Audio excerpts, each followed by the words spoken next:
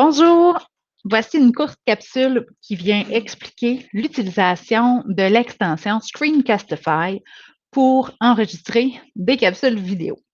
Donc, l'extension Screencastify se situe ici tout en haut du navigateur. C'est la flèche qui est là, ici, qui s'appelle Screencastify. Si vous ne la retrouvez pas, on a la possibilité d'aller la voir ici en cliquant sur le casse-tête pour voir les extensions et on peut venir cliquer sur la petite punaise ici, la petite épingle pour l'épingler en haut dans notre barre d'outils. Donc, pour utiliser Screencastify, c'est très, très simple. Tout d'abord, on clique sur l'extension. Et lorsqu'on clique sur l'extension, on a une fenêtre surgissante qui s'ouvre. On a trois choix. On peut seulement partager un onglet.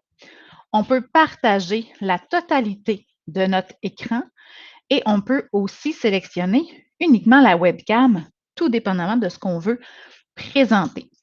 Dans les outils ici en bas, le microphone, donc c'est important de s'assurer lorsqu'on parle que ça ici à côté, ça bouge et c'est vert. Ça nous indique que c'est en train que le microphone fonctionne bien.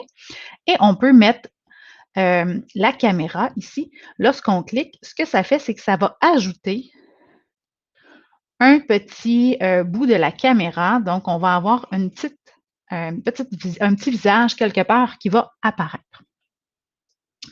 Donc, on sélectionne ce qu'on souhaite.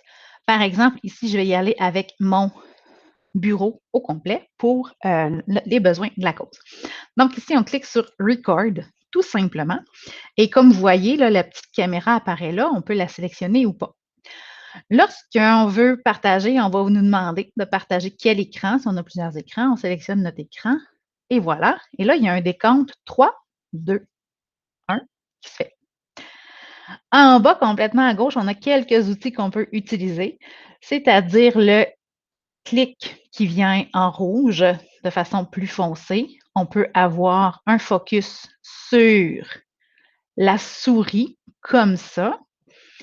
On peut tout simplement cacher le curseur aussi si jamais on ne veut pas qu'il soit visible. On peut venir utiliser un crayon pour venir écrire sur notre écran pendant qu'on fait la vidéo. On peut utiliser la gomme à effacer ici. Et on peut, ici, on a l'accès à notre caméra qu'on peut désactiver si jamais on ne veut plus la voir, tout simplement.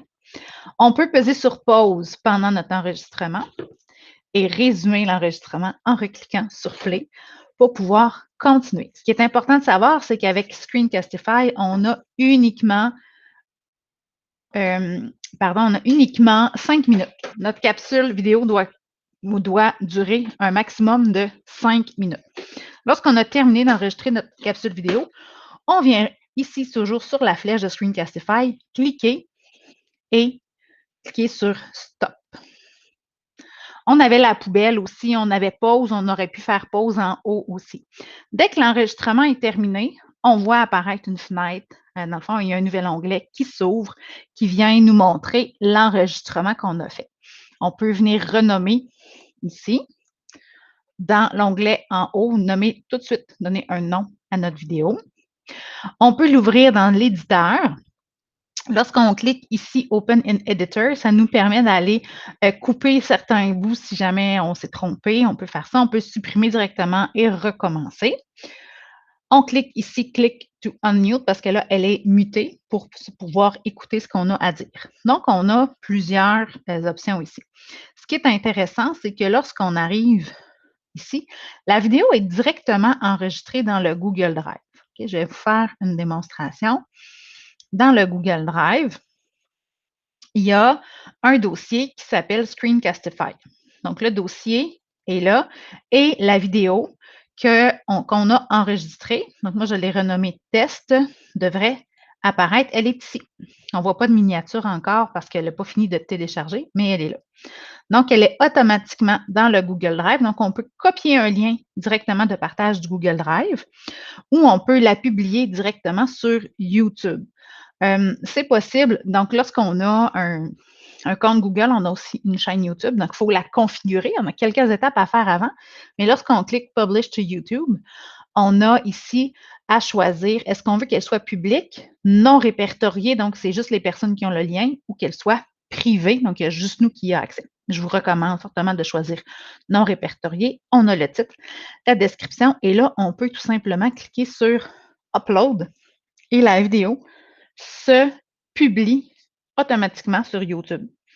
Une fois qu'elle est terminée, on a le lien de partage qui va apparaître ici. On clique Copy Link et là, on peut aller la copier, la partager.